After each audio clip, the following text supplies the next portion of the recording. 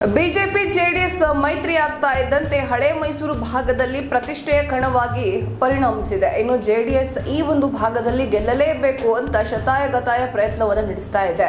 ಇನ್ನು ಕಣಕ್ಕಿಳಿದು ಫೀಲ್ಡ್ಗಿಳಿದಂತಹ ದೇವೇಗೌಡರು ಸಹ ಮಾಜಿ ಪ್ರಧಾನಿ ದೇವೇಗೌಡರು ಈ ಒಂದು ಎಲೆಕ್ಷನ್ ಅನ್ನ ತುಂಬಾ ಪರ್ಸನಲ್ ಆಗಿ ತೆಗೆದುಕೊಂಡು ಕಾಣ್ತಾ ಇದೆ. ಯಾವುದೇ ಕಾರಣಕ್ಕೂ ಜೆಡಿಎಸ್ ಅಭ್ಯರ್ಥಿಗಳನ್ನ ಗೆಲ್ಲಿಸಲೇಬೇಕು ಅಂತ ಟೊಂಕ ಕಟ್ಟಿ ನಿಂತಿರೋ ಹಾಗೆ ಕಾಣ್ತಾ ಇದೆ.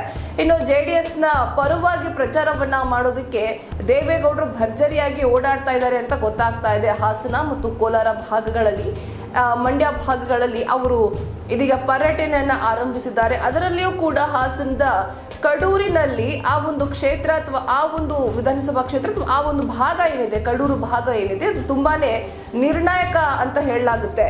ಇನ್ನು ಈ ರೀತಿ ನಿರ್ಣಾಯಕವಾಗಿರುವಂತಹ ಕಡೂರಿಗೆ ಸಹ ಭೇಟಿಯನ್ನ ಕೊಟ್ಟಿದ್ದಾರೆ. ಕಡೂರಿನಲ್ಲಿ ದೇವೇಗೌಡರು ಸಂಧಾನ ಸೂತ್ರವನ್ನ ಅನುಸರಿಸ್ತಾ ಇದ್ದಾರೆ ಅಂತ ಗೊತ್ತಾಗ್ತಾ ಇದೆ. ಕಡೂರು ಬಿಜೆಪಿ ಮಾಜಿ ಶಾಸಕ ಸೇರಿದಂತೆ ಕಾಂಗ್ರೆಸ್ ಮುಖಂಡರನ್ನ ಸಹ ಭೇಟಿಯಾಗಿ ಮಾತುಕತೆ ನಡೆಸಿದ್ದಾರೆ. ಮುಖ್ಯಮಂತ್ರಿ ಸಿದ್ದರಾಮಯ್ಯ ಅವರ ಆಪ್ತ ಕೆಂಪರಾಜು ಪುತ್ರ ತರೀಕೆರೆ ಕಾಂಗ್ರೆಸ್ ಶಾಸಕ ಶ್ರೀನಿವಾಸ್ ಅಳಿಯ ಜೆಡಿಎಸ್ ಸೇರ್ಪಡೆಗೆ ಮುಂದಾಗಿದ್ದಾರೆ ಅನ್ನುವಂತಹ ಮಾಹಿತಿ ಕೂಡ ಈ ಒಂದು ಸಂದರ್ಭದಲ್ಲಿ ಲಭ್ಯವಾಗಿದೆ.